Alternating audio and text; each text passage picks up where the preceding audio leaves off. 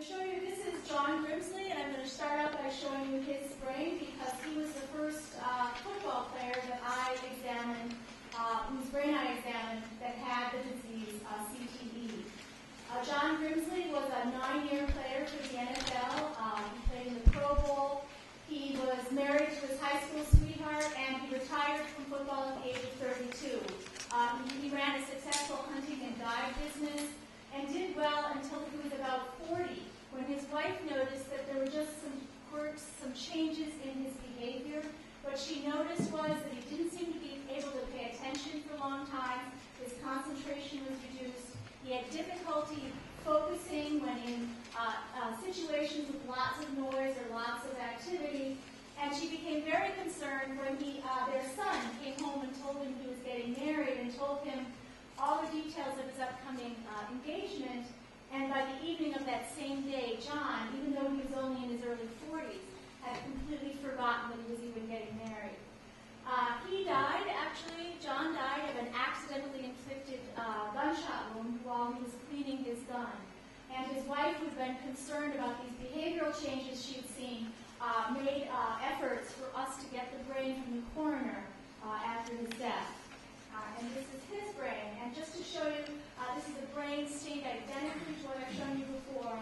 And all of these areas of deep brown discoloration are areas of extreme abnormality. For you to be able to see abnormality with this preparation, the density of the changes is extreme. And he has changes throughout his frontal cortex, throughout his temporal cortex, throughout his parietal cortex, as well as deep involvement of his medial temporal lobe. So this is quite extraordinary pathology for a 45-year-old. When you're in the business of looking at brains after death, 45 is extraordinarily young to die with a neurodegenerative disease.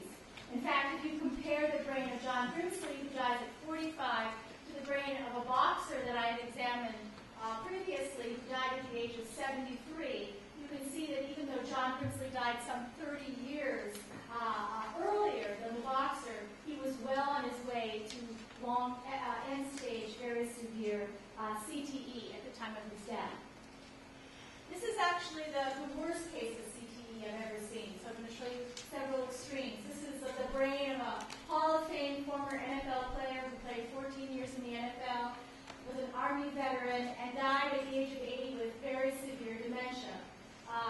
You may not be familiar with looking at brain tissue, but you can see extraordinary abnormalities of the septum. In fact, the septum posteriorly was absent, and there is extreme shrinkage of the brain. In fact, the brain only weighed 860 grams, which is about half of what I would expect a brain for a person of his stature to weigh.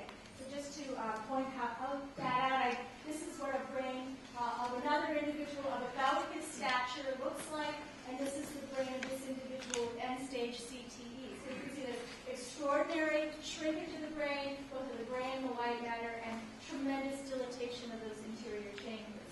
When you look at the brain microscopically, it was really wall-to-wall abnormalities in tau protein. There wasn't a single structure that wasn't loaded with abnormalities in tau. It was throughout every part of this gray matter, white matter, as well as spinal cord.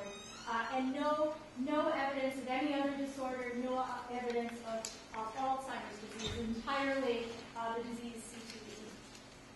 This is the case of a well-known player, Dave Duerson, who, as you may recall, had an 11-year NFL career, at least 10 concussions during his playing time.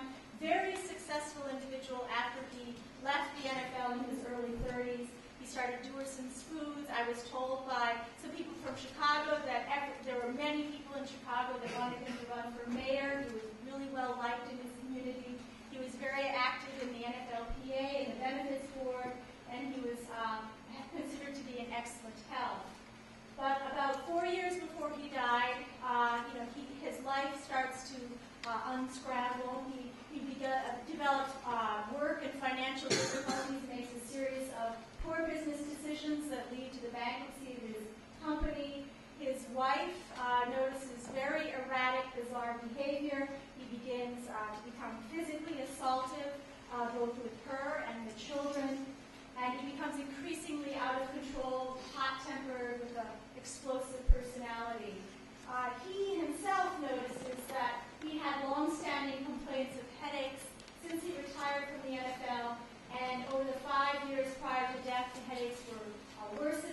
well as he noticed difficulties with short-term memory and problems with his language and vision.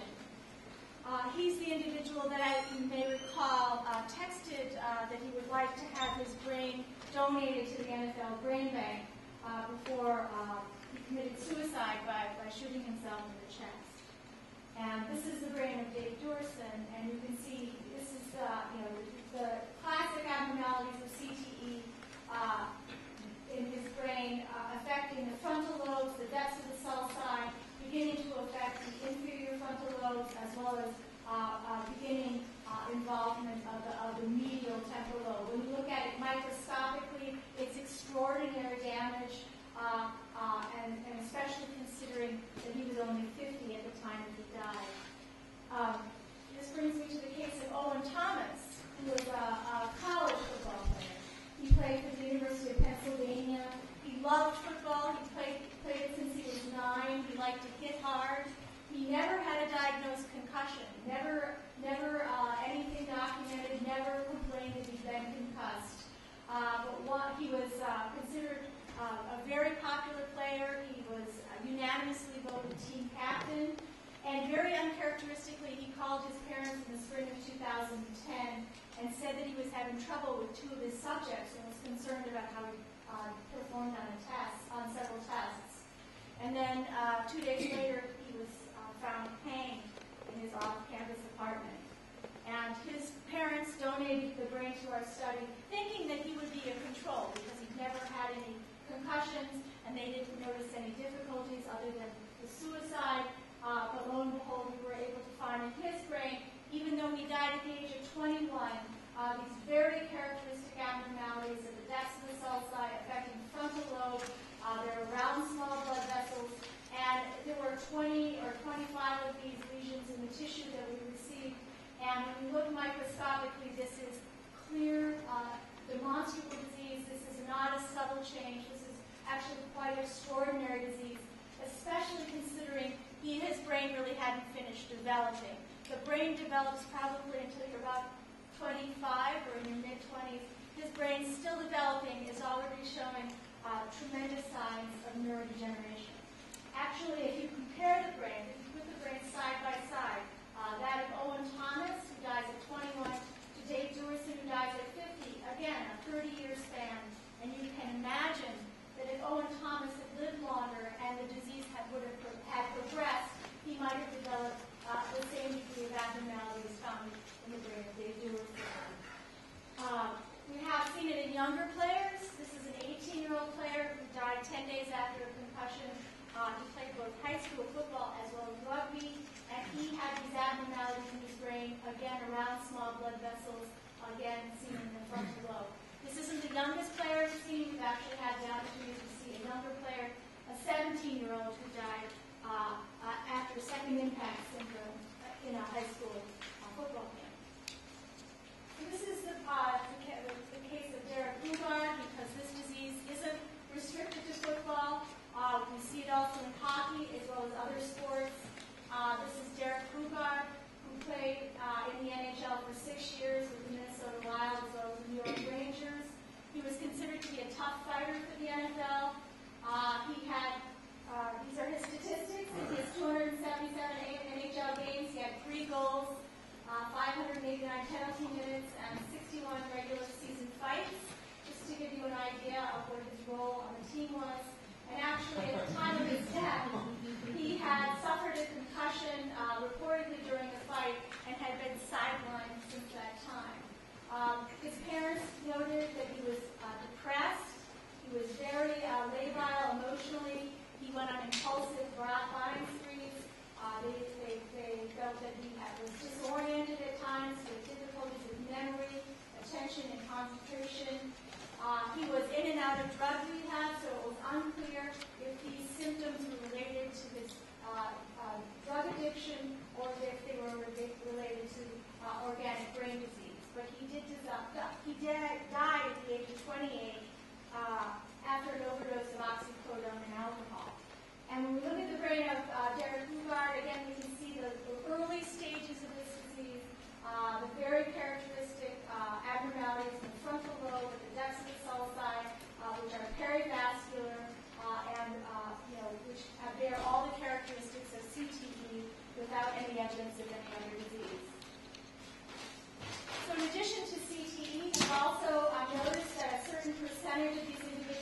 develop a motor neuron disease, which clinically looks like ALS, but we believe is related to the chronic traumatic encephalopathy, and we've called this disease chronic traumatic encephalomyelopathy, or CTEM. We reported 3 cases back in 2010, and since that time we've seen an additional 8 cases for a total of 11. We've had 2 individuals who called us, and that is really an extraordinary experience. Chris and I went to see an ex-college football player who had a number of serious concussions, actually had fractured his neck during a college game. He'd come down with ALS at the age of 37. We went to visit him, and then 4 months later he called up and said, Doc, I'm having a big party. I've invited all my friends. I'm not expected to live through the weekend, but I want you to know I want to give you my brain and spinal cord, so nobody else gets this disease. And indeed, we got his brain and spinal cord, and he had the identical disease. That's actually happened twice. What I want to talk to you about, though, in this, as a case example, is an Army veteran who was a West Point graduate who played high school football and boxed for 3 years at West Point and saw combat in the Gulf War. He had several documented concussions and developed ALS symptoms at 27, so a very young age to develop ALS. It started as focal weakness of his right arm, and then he had a long course, an atypically long course. ALS usually causes death within 2 to 5 years. He dies 14 years later from respiratory failure with mild changes in his cognitive ability. And this is his brain that we recovered. This is actually from the VA ALS brain bank that we got this tissue, and you can see he has really quite a lot of disease, quite a lot of tau pathology throughout his brain, and really extreme change when you look at it microscopically. And then most recently, we've had the opportunity to look at younger veterans, or veterans of the more recent war, the Iraq and Afghanistan conflict. And I want to talk to you about studies of blast neurotrauma in military veterans and a mouse model of blast neurotrauma that we developed.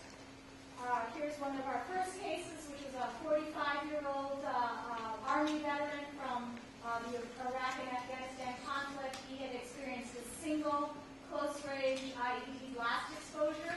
His only other history was of a motor vehicle accident at the age of 8. He was not an athlete. And he developed headaches, irritability, problems sleeping, difficulty concentrating, and depression after he was exposed to this blast injury. These abnormalities persisted until his death 2 years later. And at the time, his autopsy showed abnormalities in the cortex and the frontal lobe, as well as the parietal lobe, with this very characteristic perivascular sort of penumbra, corona of tau neuroreactive nerve fibrillary